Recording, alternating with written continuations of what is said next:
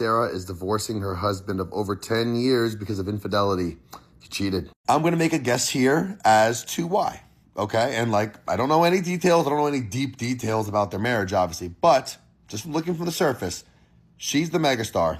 Okay, he has always been slightly insecure of the fact that she's the star of the show, star of the household. He's never probably really felt like the man.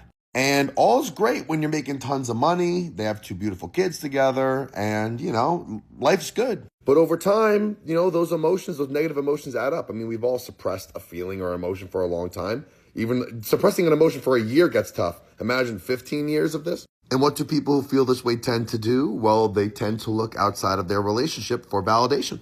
And then, it seems like he was kind of caught between 2 options. One, I'm obviously not happy in this dynamic, in this marriage anymore, although I love my kids or whatever. And do I walk away from this marriage and break up this business? Or do I cheat and hope I don't get caught? And, you kind of know how that always plays out. And I feel like that's more or less the kind of situation that went on here. This is a dynamic that you need to look out for, okay? Very successful, confident woman, man who's not quite at that same level. I'm speculating a lot here with the 2 of them, but I think there's some truth to it.